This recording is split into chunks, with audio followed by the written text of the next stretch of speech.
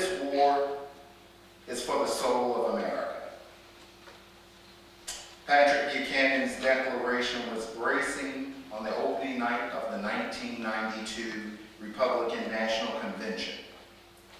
In our current moment, it is understated and capturing our contemporary political climate.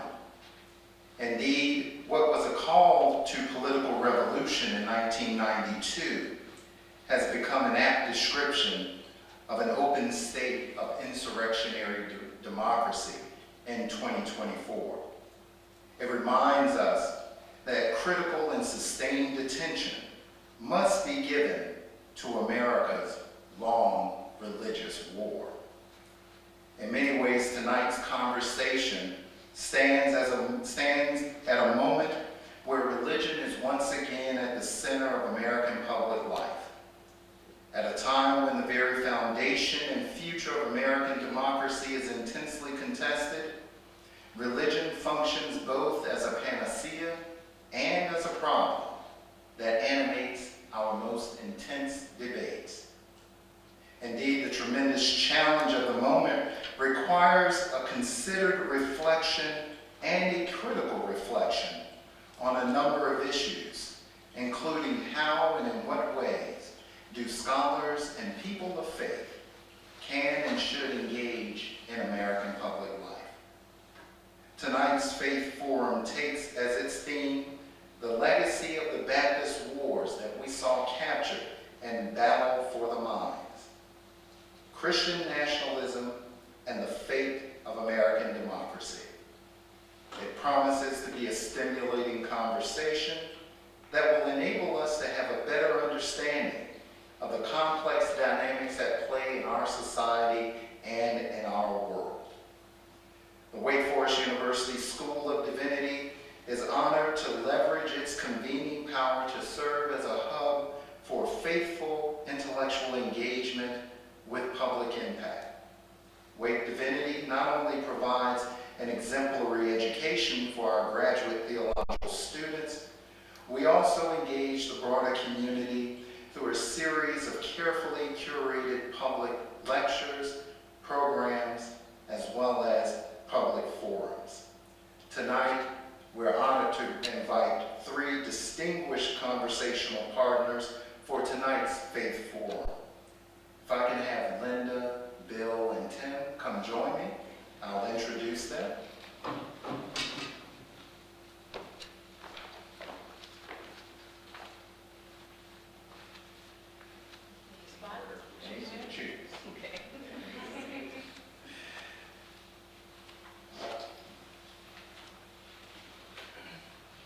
I'll introduce our dear friend Linda Bridges first. Daughter of a mountain preacher who led churches in North and South Carolina and preached revivals across a dozen states. Linda McKinnish Bridges is a distinguished academic leader who has served multiple institutions in advancing a broad, inclusive, and responsive vision of higher education in America and across the world. Currently Director of Corporate and Foundation Relations at Salem College here in Winston-Salem, North Carolina. She was one of the founding professors of biblical interpretation, ancient Greek, and New Testament interpretation at the Baptist Theological Seminary at Richmond from 1991 to 2001. She served in multiple academic leadership roles here at Wake Forest University, including serving a term as Associate Dean of the College and Associate Dean of International Admissions. Linda has also served as the Managing Director of the International University Alliance, Shorelight Education, and Linda would return to Baptist Theological Seminary at Richmond in 2017, where she served as the institution's final president. Linda earned her MDiv and PhD degrees at Southern Baptist Seminary and was active in the founding of Baptist Women in Ministry. She was invited to teach Greek at the seminary during the 1980s during the theological conflict that we saw dramatized in Battle for the Minds and that was played out on the floors of the Southern Baptist Convention. She was eventually told her contract would not be renewed because conservative leaders did not approve of a woman teaching or holding authority over women. Let's welcome Linda McKinney.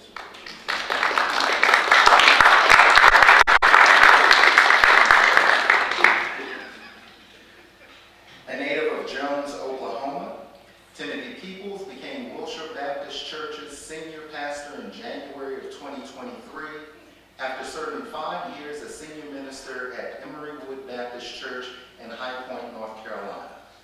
He was a pastoral resident at Wilshire from 2015 to 2017, and Timothy earned his BA in Religious Studies from Adrian College in Adrian, Michigan. Same college where James Common first. Correct.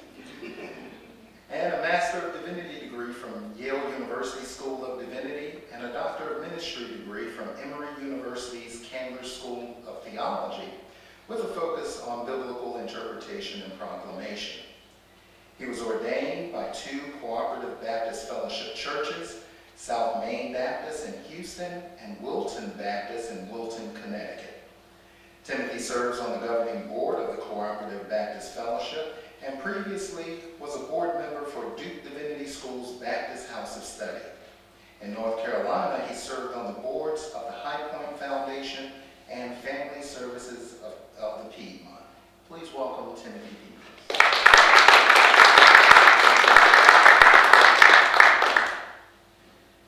Our final guest today is a friend of us all, founding Dean and Professor of Divinity Emeritus at Wake Forest University School of Divinity.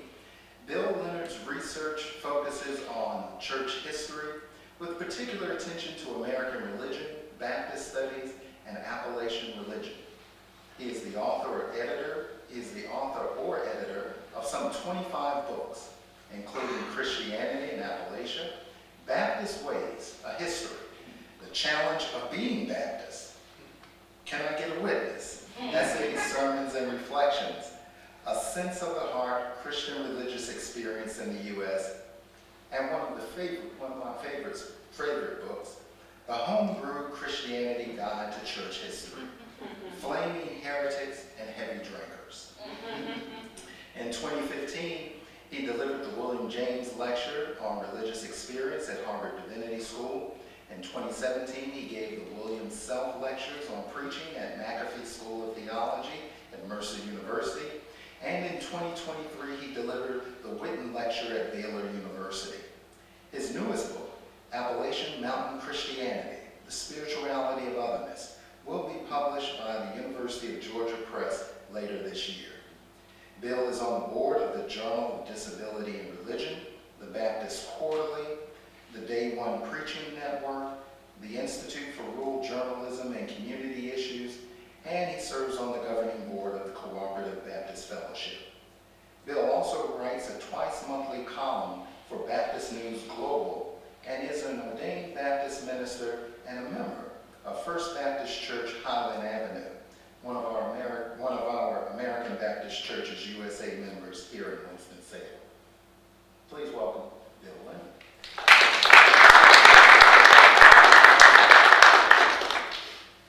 Well, I'm going to sit down and join you. As I do, get ready for the first question. We saw the opening of Battle for the Minds. And Tim, I know you don't remember this. I wouldn't go there, but I want to ask my dear friends Linda and Bill, and then Tim, I want you to begin to reflect on what that means for how you come into the ministry. Reflect a moment and tell us how you remember those times, and what are some of the lasting lessons or issues that have continued to travel with you as a result of your experiences in that moment? Well, first of all, to say thank you, I think is what I want to say, but I'm not really sure that I want to thank you for such an event as this. For I was thinking about what I would say, and I saw that maybe anyone that has any right mind at all would not recite public and private pain in the midst of people that are not therapists nor your mama. So here, so we're going to cling to you, Philip, if we get into trouble. But to recite the pain of this and other things, you know, as a visceral reaction, even watching it. So we will protect one another in this space of vulnerability as we think about these things, because, Corey, in your broad intellectual mind, I remember when you first heard about Battle of the Minds, as we were in Richmond together, and you could not believe that this was happening. So let me get to your question, because I know where time is going to be of essence here. So, and I don't want to always be first and take the whole platform, so folks, you'll have to chime in. Let me back up a minute. I was conceived on the way to a Friday night camp meeting in a mountain. It was a good, warm service. and raised in that tradition. And as we would learn with the feminine mystique, the participational mystique, I didn't know there was anything different. You know, I was in that space, not aware that there was anything different. The moment that I realized, as I was asking the home church, where I played the piano at Vacation Bible School and done the teaching of the children and done the flower arrangement of the community table, blah, blah, blah, blah, I want to go to Seminary to school because I want to prepare to be a foreign missionary and go to China, and I need theological education. And so the deacons met with what was then a required form that said something to the effect, we recommend blank, blank, blank, to attend Southern Baptist Theological Seminary to prepare for the gospel ministry. The deacons took 3 hours to decide that they could not abide by that line, and they wanted to take that out. And so they came to me and said, we cannot approve you going to Southern Seminary for the gospel ministry, but we have struck that line out with our pen. And this was a little church down in Tuxedo, North Carolina. And so said, what we are going to approve you to do is go to Southern Seminary, study if you must in that place, but you will do children's work. I came into it hard. Next. I'll finish Linda's story. Oh, yeah. Right. Because it's the end of one of the chapters in the book on Appalachian Mountain Religion. When she got the axe at Southern Seminary, because she was female and couldn't teach men, her dad, Harold McKinnish, Reverend Harold McKinnish, came to Louisville with his truck to move her out. They had gone back and forth for years over her identity, and finally the Holy Ghost got to him. We can talk like that, you know, about him. And so I go out. I was teaching at Southern, where I went in 1975. I'm older than anybody else in this room, and was there when this started. I was not there in 95, but I happened to come out of the main administration building, and Linda and her father were in the front of the seminary. He would not leave until they took their shoes off their feet and got the dust off their shoes. And a beautiful sacrament. He created a sacrament of failure there. Yes, you said that's a wonderful line. If you were rejected in the town, it was a Luke passage, you just go into the next town, leave. But while you're leaving, and then you took that and I said, I walked out and I saw that happening, and I knew what they were doing, and I immediately thought, oh my Lord Jesus, Reverend McKinnish has put a curse on Southern Seminary. For years you said that out in public. I told that story to my favorites. I went there in 75. In 1979, we all went to Houston to the Southern Baptist Convention, and that's when I'll say fundamentalists started this process of taking over the SBC. They but we said they'd take over. And that's really, for the rest of my time there, I taught there 17 years, left in 92, when David Hull's father, Emily Hull McGee's grandfather, sent the helicopter to the roof of the embassy to get me out of Louisville. And I went to Sanford to teach, taught there 4.5 years, came here. So, but we'll talk about that some more as we go through here. But all of us who came through that, 80% of the faculty left by 1995. And that was the system that developed. And we all, one other thing, we all went to Dallas, Texas in 1985, where it really was the final moment of it. 45,000 Baptists showed up for that convention in Dallas. And Charles Stanley was elected the president, and that sort of sealed the end, because the process was to replace the trustees in agencies and boards, and when you finally got the majority, you took it. And Southern Seminary was the last of that. I came home from that meeting, and I told my students at Southern, there were 45,000 people, Baptists, in Dallas. I have never been with that many people in this world, and probably won't be in the next. Do you all get that? Do I have to explain? There wouldn't be 45,000. Do you all understand?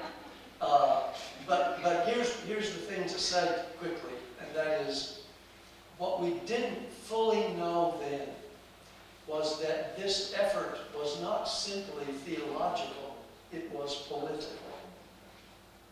And the plans to bring a new base to the Republican Party were set in motion with that. And in some ways, that's why this is important to retell the story about then and now. The first thing is watching that battle of minds and listening to you two is to say thank you. To imagine the trauma that's in your bones from that, and to come out on the other side so that... Still working on it. Still working on it. It's like I feel it over there. To come out on the other side, and for individuals who may be millennials or Gen Xers like millennials like myself, who did not witness any of that.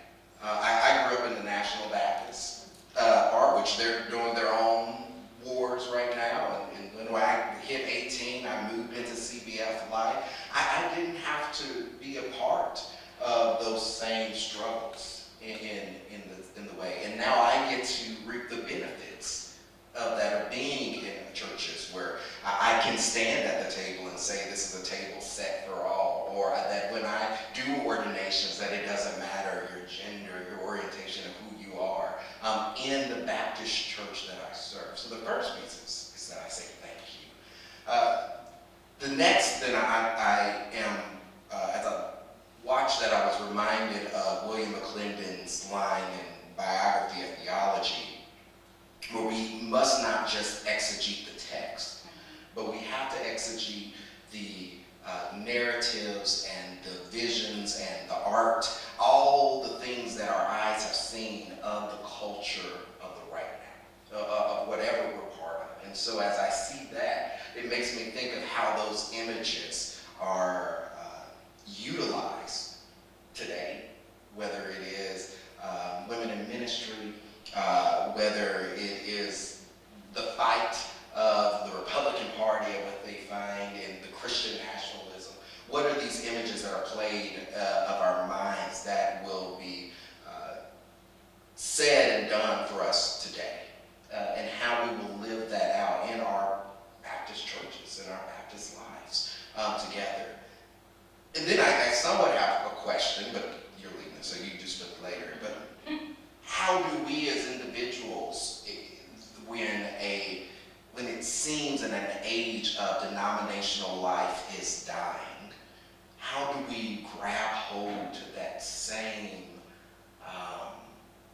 fortitude of what we believe and finding hard into that for our four fragile freedoms, for what we believe, and we'll carry on into that. How do individuals like myself carry that or move forward into that?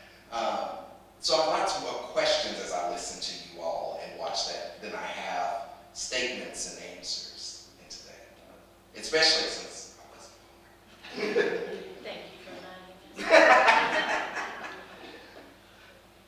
Bill, you've written on this episode, and it's not only in Southern Baptist life. This is an episode in American religious life and American political life. Can you briefly give us an overview? I mean, you'd say that this was not only a theological issue, but it was deeply a political issue. Give us an overview of some of the main points of this episode of these battling Baptists in late 20th century American life. Liberalism and the response to what was perceived as liberalism was a major reason why this effort was went into shape, was shaped. There was a feeling that because of the ordination of women and more women coming to the 6 SBC seminaries and a whole set of hermeneutical, interpretive ways of reading Scripture, that the fundamentalists, and they were fundamentalists, would try to gain control and move from there. And they promised that if their vision of biblical inerrancy and doctrinal intensity and evangelistic, they said, efforts, if the convention would go completely with them, they would not go the way of the main lines, which were already declining at that point in time, and that they would continue to reap the benefits in membership and in baptisms. The two signs for many Southern Baptists that God was blessing them in order to prove the validity of their theology. And people bought that, and people went with that, never knowing that the opposite would be true. And now Ryan Burge, these political scientists in Illinois that we all quote now because he does the stats and the interpretation of it. Burge says that the Southern Baptist Convention, which is still the largest denomination in the country, is the fastest declining denomination in American history. It's losing that many members that quickly. And so it gave the lie to the chief theological emphasis. But underneath that was what I think was a powerful effort to make their vision of, quote, biblical inerrancy normative, not simply, we now know, for Southern Baptists, but for what would morph into Christian nationalism. So we really have to, I want to speak not of Christian nationalism, but of fundamentalist Christian nationalism as a way of distinguishing that and not writing all Christians into the nationalism issue. But it was a year-by-year encounter at these annual meetings trying to elect a president, either, quote, moderate or conservative, who would make appointments to the boards and either carry the convention far to the right or try to maintain some sort of via media middle way in this. And that was the intensity of it. But also, you had at the seminaries students who would record your lectures and send them to the powers that wanted to be, and turn you in and come at you, and you get in the Baptist press and you get quoted, and it went downhill from there. So that was the intensity of 10 years, really, of trying to save the SBC or take it over.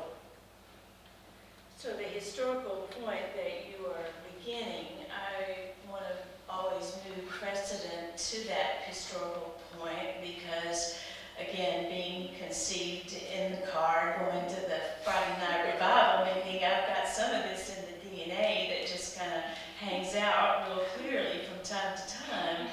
But there was the reality that 1 million more in 54, if you were really faithful to this denomination, you would birth more babies. I was one of those. So 1 million more in 54. And then all the training that we received in the GAs and all those that you have a story to tell, you go. The infrastructure was built. In some ways it was warm and wonderful, so to be able to talk derogatory is not really what I want to do about this entire modality of life, because there were some really wonderful, refreshing places in it. But it was such that I'm 13 years old, and I'm in the basement of Tuxedo Baptist Church, and we're in church training union. And the Courtleys, we call them in the mountains Courtleys, not Quarterlies, because we were so happy when they would come every quarterly. And we call them Courtleys. The Courtleys had come, and if you remember, I think it was 3-column approach, 3-column across the page. And in our little mountain church, we would read every word. And it was an intergenerational class, and I was the only girl in there, and there was Deacon Grady, Standard Deacon, Theomonax. There were probably 3 or 4 of the deacons and myself in it. And I see this umbrella. Well, what's the umbrella in the column 2 on the right-hand side of the page? Well, it's an umbrella, and so the leader, man leader says, this is God's order. This is the way that you will live your life, Linda, because if we want to have a strong church, we'll have a strong family, we'll have a strong denomination. Well, what's that umbrella all about? Well, God is above, Jesus is below, there's the umbrella, and the man is above the woman. Well, how does that work? He is to be your dominating feature, and your job is to submit to him, and then the children. These deacons are telling this young 12, 13-year-old girl this because there's a Bill Gothard picture in the training union. So we're going to another revival the next week, and the preacher daddy is driving. I say in the back seat, I'm saying, what was that all about? And he says, that is God's order, Linda. That's the way we live. Men are first, women are second, and then the children come next. Well, Daddy, that doesn't feel so good. I don't like that. You know, that didn't feel good. He said, that's why we have stop signs. Every day when I go down to Salem College and I go through those 2 roundabouts, I have a prayer meeting and just jump up and down. He never lived to see roundabouts. You understand, we were trying to develop order to go maybe from a sect, you would know, to a large denomination. 1 million more than 54, how we get there, we got to have order. But sometimes those stop signs are abomination to some of us, not the bottom. I'm going to keep with you for a second, Linda. No. And I want to talk to you a bit about your experience as a founding member of the faculty of Baptist Theological Seminary at Richmond. Here is this order crumbling, and here you are part of a trinity of folks, a small group of people who are trying to put a new order back together, or a new order together. Talk to us a bit about your experiences at BTSR. How did that come about?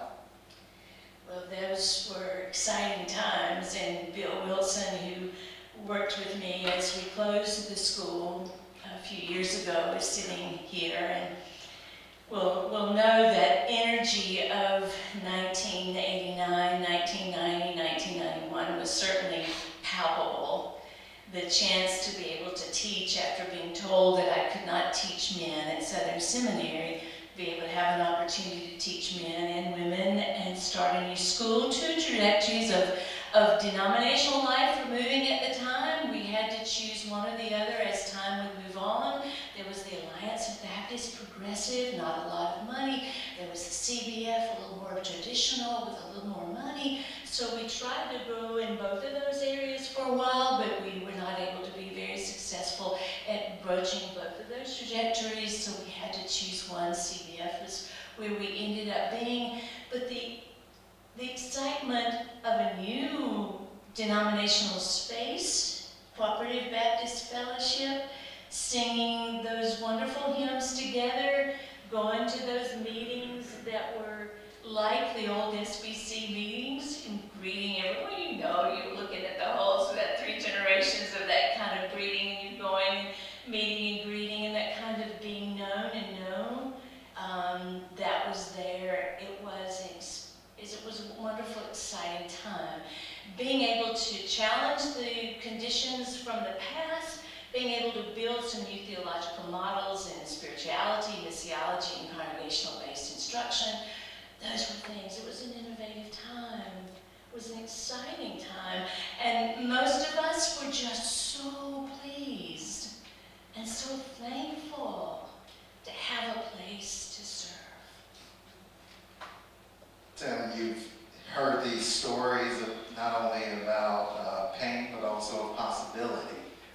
And in many ways, you're heir to that. And what you're seeing now is the ability to welcome and open and be an open and affirming congregation, both here in High Point and in Texas. But although you're not facing the same battles of the 1980s, of these long Baptist wars, you're facing new battles. The rise of Christian nationalism. You're here in North Carolina, where you're seeing it happen in North Carolina state politics. In Texas recently, they were baptizing at the border as they were focusing in on questions around immigration. What does it mean to engage this part of American public life in this particular moment for you as a young Baptist minister? Yeah, that was a lot there.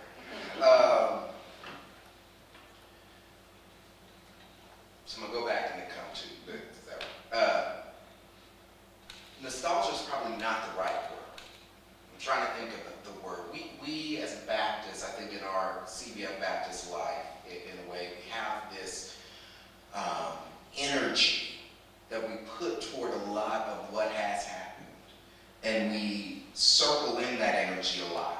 We stay in that. And so for me, it is how do we take that energy of possibility and things that what it was and move forward and use that same energy, that same grace, that same love, that same belief that what we can do and move it into what we have now of Christian nationalism, of dealing with churches who are still SBC.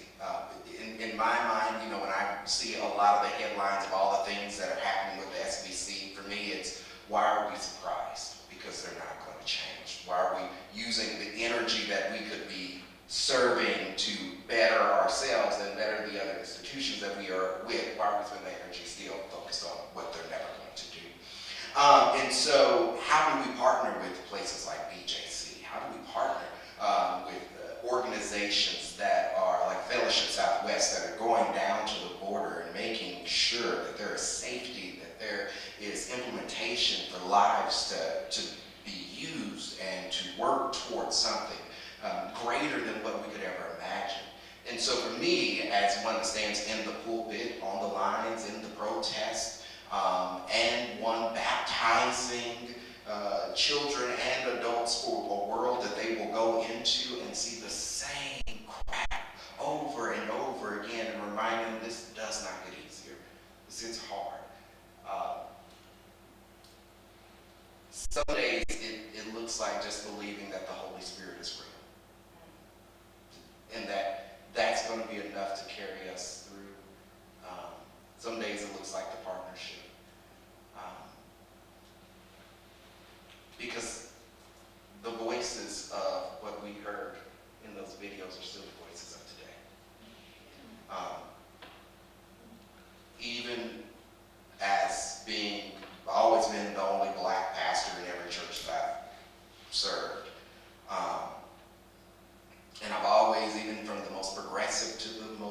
conservative, have always heard the racial issues.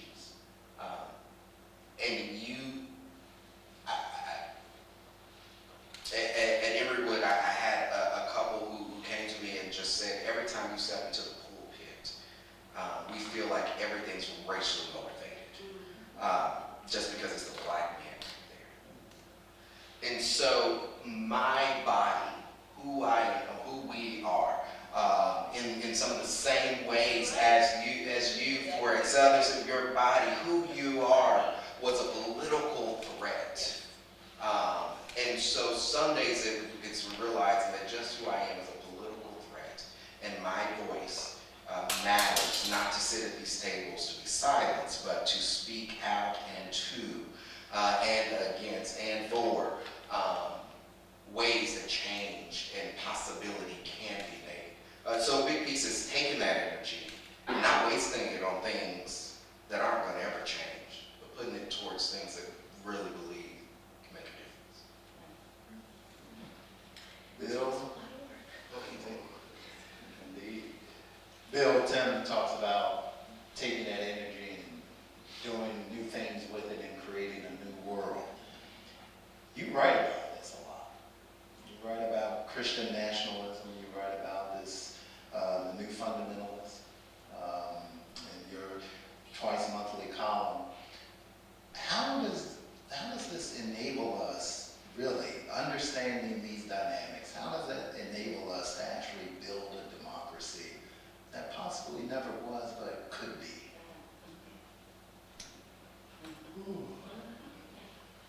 I'm gonna be like Timothy and step back a minute and say, one of the things that we have to remember is that many segments of the original colonies started as Christian nationalist communities. Maryland was the only Catholic colony, and they let Protestants move in and settle, but they said in their charter, the original charter, if you don't believe in the Trinity, we will kill you. Just so you know, just get it out straight. Just get it out straight. That's. I know some people who live in Dallas who are still saying that. But no offense. New England was a Protestant, Puritan set of colonies, and Virginia was an Anglican religious establishment.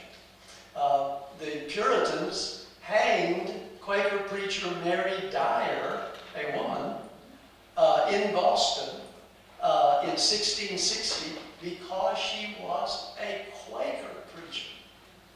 And a woman preacher too, but the Quaker. So there's this whole list. If you want to know about Christian nationalism background, Google John Cotton. John Cotton and Roger Williams a Puritan, Roger Williams a Calvinist, comes and is the quintessential dissenter who says there are no Christian nations, there are only Christian people bound to Christ not by citizenship but by faith. Cotton hated that, and he said, if we don't have Christian magistrates, what will happen? All the totally depraved, non-elect people will come and get us. So we have to have this to keep moral, Christian morality central. That's the same line that's happening now. They ran Williams and Anne Hutchinson off to Massachusetts, to Rhode Island, and Williams founds Providence Plantation. And years later he wrote, and I love this, we had hoped it would be for a colony for those bereft of conscience. I communicated my said colony, my said purchase to loyal friends who desired to take shelter here with me. A a center for persons distressed of conscience. When we opened the Divinity School, someone suggested we should put that across the doorpost in the rotunda of the school. And I wish we had, because we didn't know that we were going to be, that 25 years later, we were all going to be distressed of conscience. So to get back to your question, we really are here at a time when traditional Christianity in its classic evangelical and mainline, clothesline, O-line, deadline, whatever you want to call them, would be in a time of serious decline. I think this is a time when we, like the people who came here, and those great denominations really blossomed on the frontier. We have to think of new ways to understand the nature of the gospel. We have to understand new ways to be together as congregations in the midst of diversity. And we have to be able to think in ways of responding to issues of race and gender and Bible. I want to keep coming back to that. How do we interpret Scripture in ways that reshape us? Tony Campolo, whom you know, said this, had a one-line idea that has shaped me since I heard it. The churches of the Reformation read Jesus through St. Paul. The postmodern churches of our day have to learn to read St. Paul through Jesus. So rediscovering the Jesus story, which used to be told for us in these Sunday school classes and training union classes and seminary training preachers. Re-understanding the Jesus story and the way in which we tell persons how to enter into faith is the great challenge, more so I think than even Christian nationalism and declines, worrying about declines. We need to rethink who we are and what's the story we tell. May I add, the ante is high at this moment. The moment is a fragile one. And when I think about bearing my soul in front of you folks, strangers, well, I don't want to do that. I mean, there's a lot of stuff I haven't told you and probably won't ever put it in print about what it was. And some of you know some of those feelings of being pushed and pushed to the point that you can push back no longer, right? But when I learned from Bill Leonard and our friend Bill Rogers that around, and you're going to have to correct me if I'm wrong here, around 75, it was either while I was beginning seminary work or before I came to seminary for the first time, Karl Rove, political strategist, came to Southern Baptist Theological Seminary and sat in some conference room with some faculty members and leaders and discussed what it would be like to take over the Southern Baptist Convention. Where would you find the weakest link in this, yes, very fragile, because it was priesthood of the believers, and so the infrastructure was not an authoritarian one. It was congregational autonomy, etc., so we could live in a very free, kind of like we were talking about. You could have the pastor at First Baptist be a liberal progressive, but the other pastor out in the burbs or the country be a conservative, but they would still go to associational meetings together and would still try to do things together. Karl Rove was looking for what later we would all know as the jugular vein, who would be the weakest link in that infrastructure, and that would be the Committee on Committees. And so this institution in 1986 had to make that decision when they began to see that the trustees of the Wake Forest University were being loaded up with conservative trustees like Meredith down the road had to say, we've got to make a decision. We've gotten $1 million every year from the Baptist State Convention. We've got to make a decision. Carl Rooks said, we're going to find the weak link so we can take it over. And maybe I'm making this up, Bill Leonard, but you tell me, correct me. And the word was, if it works here, we'll then go to the nation. The ante is high. We know how this story ends, and it ain't pretty.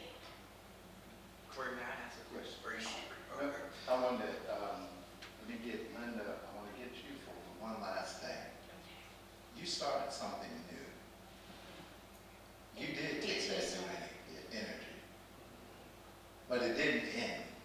It ended. Yeah. What are some of the lessons learned from that that we can take with us going into the long future?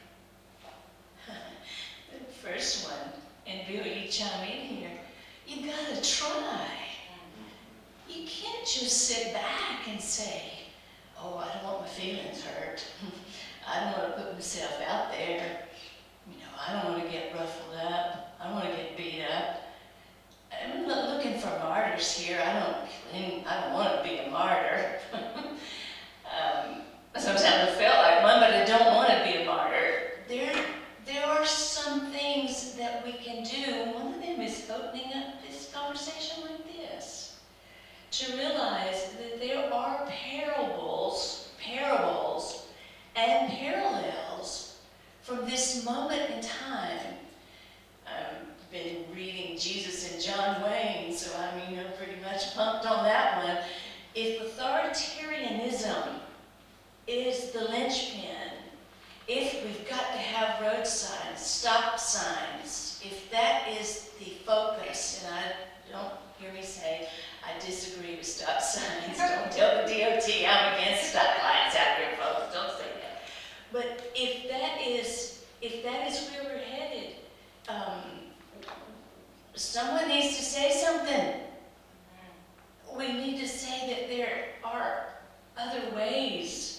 Otherwise, we will be in the position where we have been when the voices are silenced. So the beauty of BTSR was saying, we're going to go out there and we're going to make a path where there's no path. And we're going to forge something new where there is nothing new.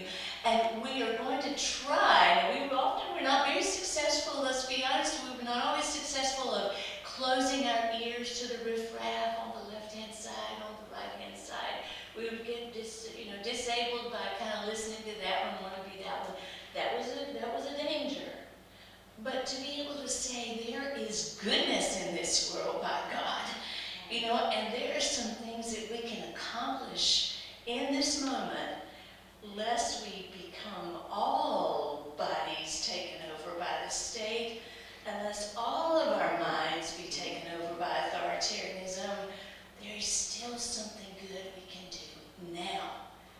That's why I came, Corey. Why'd you call me here? Because we were going to Richmond together. I know. And we're still going to Richmond. That's right. Together. We're still at it. That was a March good time. to Richmond. We're going to open up now for a few questions between the audience and our guests. And I want to give you some time to formulate your questions, to get them properly formulated. We're going to start off with Tim. You said you had a question first. Yeah. So, Bill, you said that we need to tell the Jesus story. Not again, but and it seems telling a Jesus story is what got us in the mess we're in right now. A story.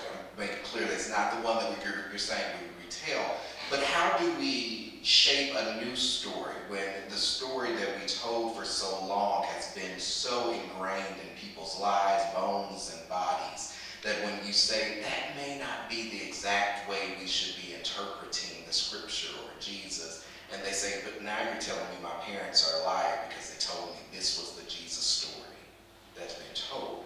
And so this has caused some people to vote in the way that they vote because of the story that they've heard. And so now we're coming and saying, you know what, we're going to give you a Jesus story or share a Jesus story that doesn't seem like it's been held hostage by the conservative or the liberals, but a story that tells, I don't want to say true, but a truer narrative. How do we do that in a way, and then being able to move forward to changing and helping our congregations and nation understand? That's a great question and a very important one for bridging the kinds of things we're talking about, Tim. But I think, one, we don't start with your parents, and I don't mean you would say that, but we don't start with your parents were wrong. We start with Jesus. And I don't mean to sound overly pious here, since I'm not, but what I mean is, and this, the Gospels are so wonderful. We let Jesus speak for himself. And that voice is not being heard in many of these places. And that's why we don't start changing the story. We start dissenting against the story everybody's hearing. But we let Jesus. In 1997, we had the Year of Religion in American Life here, and Charles Kimball, who was chair of the religion department, and I chaired that. And I invited a serpent handler to speak in Brindle Auditorium. And I want a plaque about that at this school. No, I'm not asking anything else. And he came in and he had a box of serpents, which was illegal for him to open, so I put it right on the stage.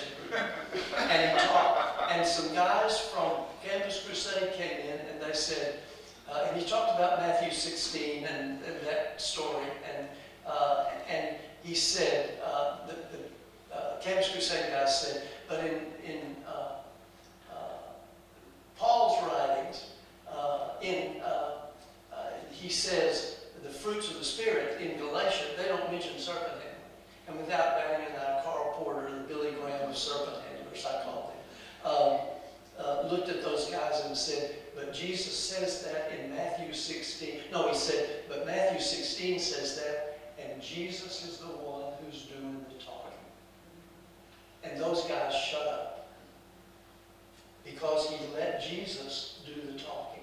That's really what I think we have to do. And we've already heard Russell Moore's story about being in churches where pastors told him, I read the Beatitudes, and afterwards deacons came up and said to me, why are you opposing Donald Trump in your sermon today? Because he was letting Jesus do the talking, and they didn't get it. And I think that, and one of the things that's happened with the changes in denominations is people have mostly quit going to Sunday school. And Sunday school told us, if not what the Bible meant, what the Bible said.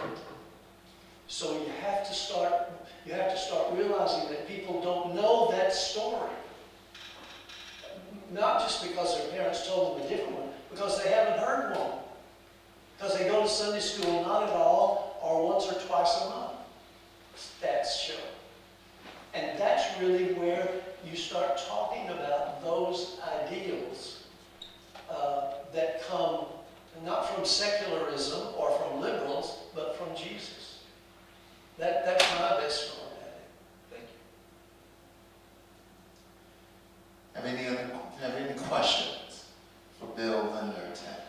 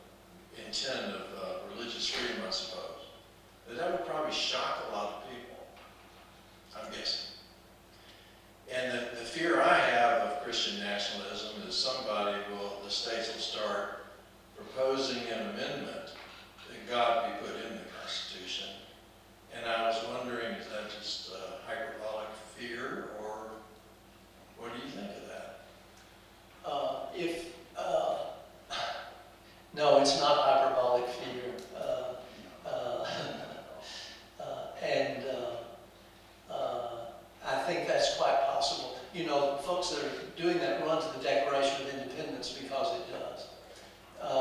But I think you can figure that will be an effort, probably in Texas or Alabama.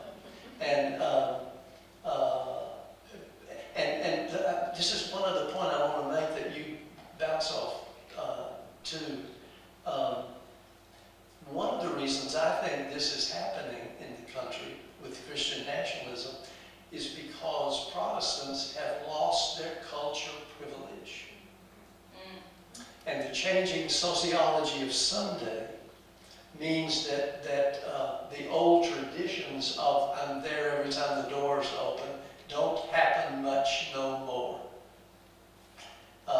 And so when the story of Jesus doesn't work the way it once did, in having people run down the aisles or go to the revival and be saved, when that's not working and you don't know why, and you think you've got to tell the story the same way, when it doesn't work, you go looking for the government to underwrite the gospel. And that's what's happening here. It's the loss of culture privilege. It's not just the LGBT folks and the trans and the women preachers.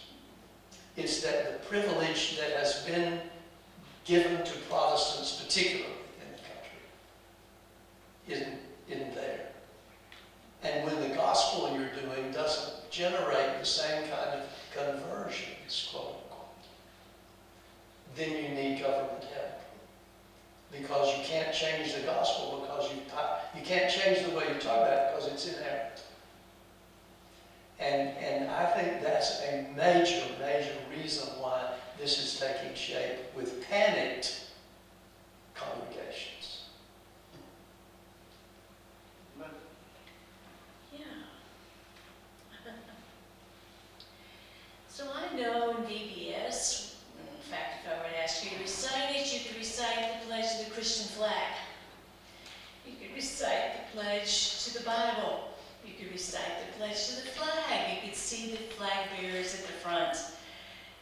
You could also hear the stand-up, sit-down chorus. I mean, there's a common understanding of all of that in terms of who we are in this denomination. But there were also whispers that this denomination was doing something that other denominations were not doing. Made me so proud. So when I moved to Virginia in the late 80s, I began to explore that and spent some time when I went back in 2018 and continued to explore that. Explored that a little bit with Bill and explored that with Corey, meaning that there was a Leland whispering in the ear of Madison that there should be no privileging of religious traditions in this new colony. And so 1783, there was a whole assembly voting on religious freedom. Those were our people. What happened? Those were who we are. Even though we did salute to the Christian flag, and that was always a big problem. Do you have it in the church, the American flag in the sanctuary? It was always a conundrum. And in the church covenant in the front of the church, and then there would be the boys that are serving the military on the right-hand side. And you would know that we're in the U.S. of A., but we had ancestors who did not believe that any religious tradition ought to be privileged because they had come from a country and an established where religion was a place where religion was established. That maybe it's my old GA story, my old GA soul becoming. That's a story to tell, folks. Why isn't that story being told?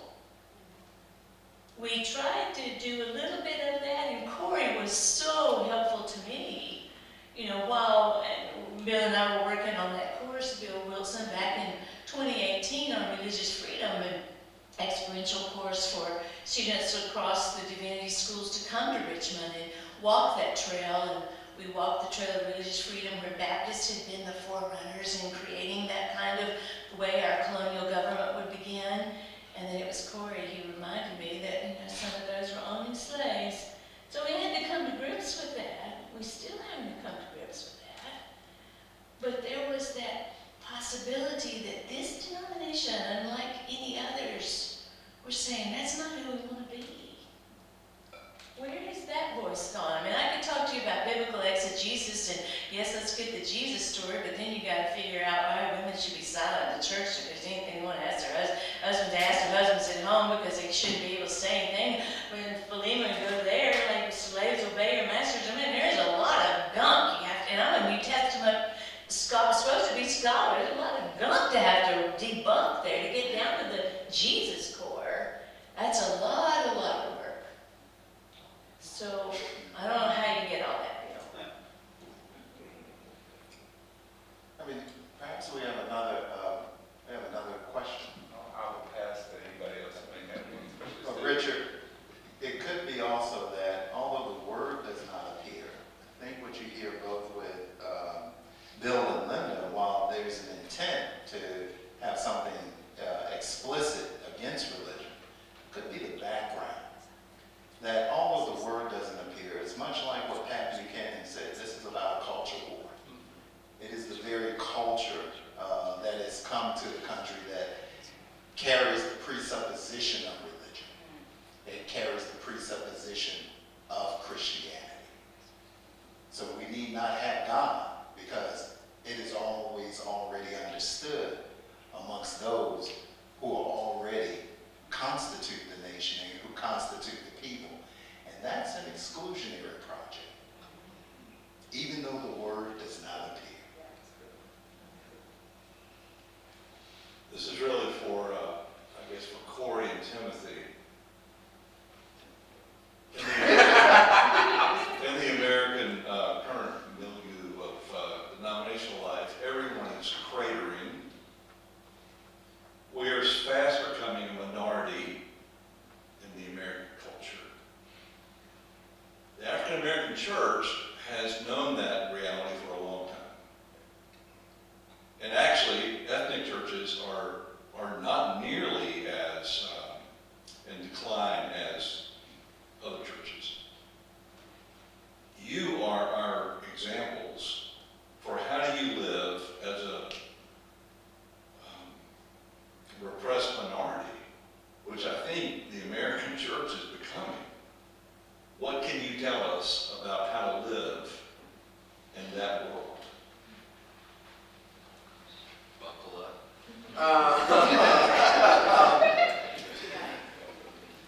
No, I think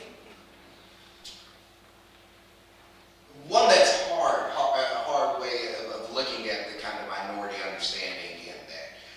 Because one, you're talking about versus a people who have always been a minority and oppressed versus a organization who has mostly never felt that, really. And an organization, denomination, however you want to put that. And so what I feel is that church, by not going to Sunday school, by going to kids' sports on Sunday instead, by going to the movie instead, is this constant pushback already against what many would feel is a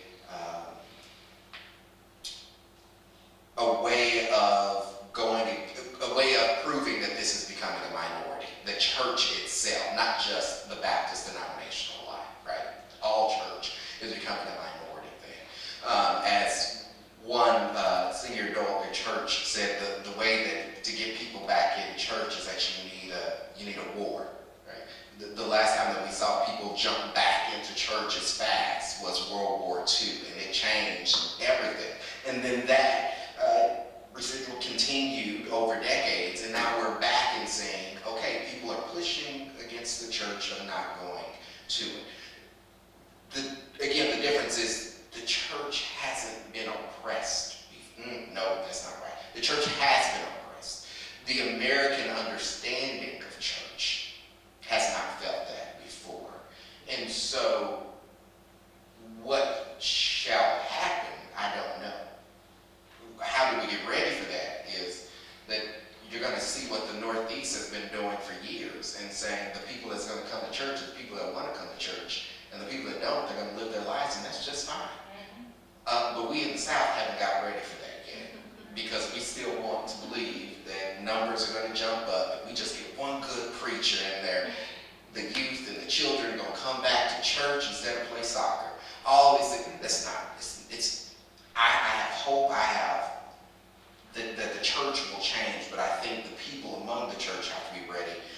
understand that that change is going to last and stay. Now, I just might be a millennial with that. You're good. No, I agree with you, Timothy. I do think the comparison would be extreme because it's an institutional issue, and not a question of peoplehood. But I like to think of, I always tell folks I like to think about this globally. Christian affiliation to organized institutions is declining in the U.S. And that is a crisis of the ways in which we see institutional life, and particularly there are deep generational demographics in that. So folks don't trust institutions. That raises a de-legitimation question around our public institutions that organize our communal lives, not just the church. Because if we have an institutional crisis, then that can lead to deep democratic deficits and democratic illegitimacy that lends itself to calls or a rise in authoritarianism, which we see particularly among the young, and a rise amongst the ways in which we see a sort of absolute libertarianism also among the young. So those communal structures that are declining in legitimacy and in folks' allegiance really remind us or caution us that it's not just about churches. This is really about the very fabric of the nation. We see this globally. Christianity is declining in those typically North Atlantic advanced countries, the U.S. and Europe. But globally, Christianity is rising. Globally, Islam is rising. Globally, we see new modes of ways in which folks are engaging in religion rising. Even in the U.S., those religious nuns that we always talk about, it's only 3% that would say that they're agnostic or atheist, and that number has been the same. It's that they don't believe in our institutions. We have an institutional crisis. It's not a belief crisis. It's an institutional crisis. And then that crisis is manifesting itself even in the very crisis that's being precipitated by the delegitimation of the university. In our particular moment, all of these institutions are being delegitimized, and they're doing it for particular political purposes, political ends. So if we think globally, we have to figure out, well, what are those bonds of sociality that are still operating globally? What Nina Glickshaw calls long-distance nationalism. We see the ways in which churches and congregations are operating across sovereign lines, across national boundaries. There are new forms in which individuals are engaging in new ways of creating community. But we're also cautious that these new forms of community do lend themselves to high forms of authoritarianism. We have high forms of authoritarianism across the Abrahamic religions. We can see forms of religious authoritarianism in India, across Europe, across the world. So I think it's a bigger question that we're just not asking, and that we've been preoccupied with the nostalgia of a way of life that is gone. But it's a way of life that isn't really that old. Remember, the Southern Baptist Convention started off the 20th century. By 1926, they roughly had about 6 million members. They jumped to 12 million, up to the mid-70s because they had that baby boom. Let's have some babies for the denomination. And by 2006, they had about their height, 16.3 million. And now you're having a decline. It's a very small chunk. Most of American religious history is not about denominational life, and most Americans throughout the history of the U.S. are not discipled or created as religious subjects in and through what we understand as the church that we have today. So we need a whole new way of thinking, and then a whole new narrative structure. Then, of course, that raises raises a whole set of issues politically. And that's where I think when Bill makes the distinction that a theological argument becomes political, I'll just say the theological was always political, particularly for those folks. You're right. My question is to you, and simply said, I'm the moderator. now I'm the moderator. Is there a spirituality without ecclesiastical structure? And if so, then what do we do to encourage that new way of thinking and being in the world, responding to the divine energies in this world? I was reading yesterday sermons of St. Augustine, and St. Augustine for Lent, and it was between St. Augustine and our reflection today for our all-staff meeting on the ways in which language enables us to create new worlds. And what Augustine was doing in those sermons at the beginning of Lent was providing a language so that the early church can begin to create that world in North Africa. And his sermons are quite instructive on that. It seems that in this moment, we have to provide and craft a language so that we can begin the language of the new world. And I think this is where both your and Bill's admonition to us around creating, going to that Jesus, distilling that essence, that can possibly give us that language. And of course, that energy for the new that Tim speaks of can actually enable us to envision what those institutions would look like, what those new forms of community will look like. They may look quite different than our denominational forms now, but they may give expression to that new world. And this is something that those new churches that may give rise to that vision that King had of the love community. So quite possibly we're on that trajectory. We won't know, but we will try. We will try. May I add to your piece to that with the language?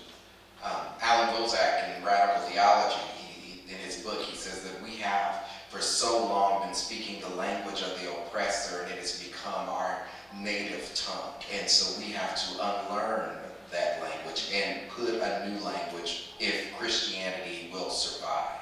And a language that we teach one another of what is new, what is good, what is grace, what is the church now and today. But we can't do that with the language of the oppressor. Well, we got one last question. Yeah, thank you all so much for sharing and engaging us in this discussion. But I had one question for Bill as well as for Tim, likewise. And you talked about hermeneutics as well as Tim talked about politicizing his black body in the pulpit. And so my question is to combat some of this and what you all are speaking to.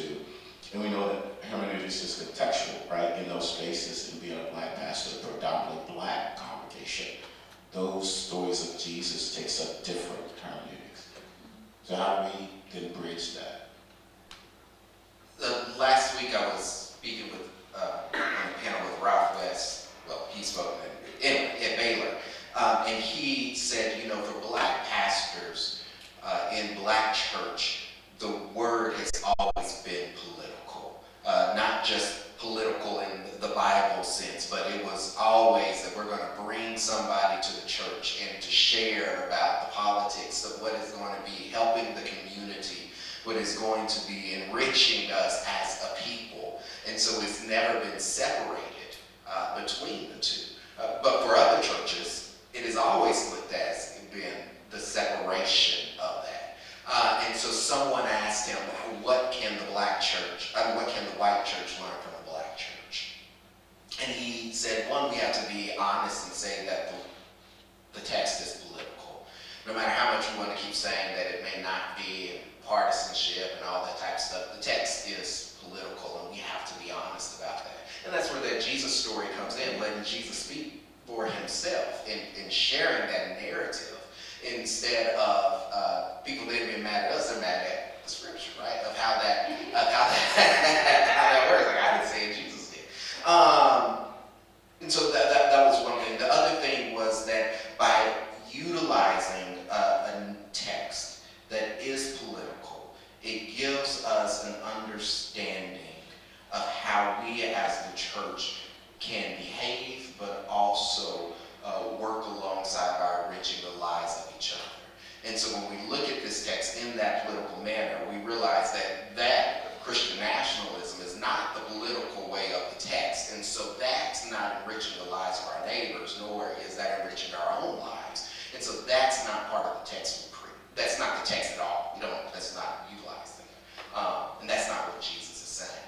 And so I think, I'm a pastor of an all-white church, so it's very different where from what I grew up in and from what I now am like. And so how I read the text is always in sometimes the way of being in this black body, of course. And sometimes I have to think about, okay, when I preach on this, 98% of my congregation do not understand my exegesis from my black body. So it's a whirlwind in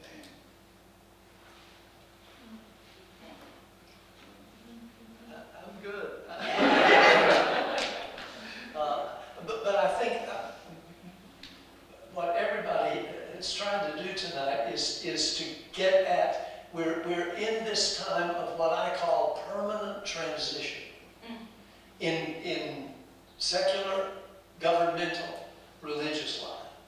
And we have to come to terms with that and accept that that's going on, and then see where these stories fit. And I think that's the challenge and the thrill of it. So thank you for that question. Thank you, Bill. Thank you, Linda. Thank you, Tim. And thank all of you for joining us this evening for this conversation. Religion indeed must be understood, not just as a set of doctrines and beliefs or particular moral commitments or theological orientations and outlooks. Rather, religion reflects the different and distinct conceptions of how we understand the nature and essence of reality in our political community. It is these substantive differences that makes all the political difference now and into the long future. America is in a religious war. Politics is the favorite terrain. We must begin a fundamental recalibration of how we can comprehend this moment. And our guest tonight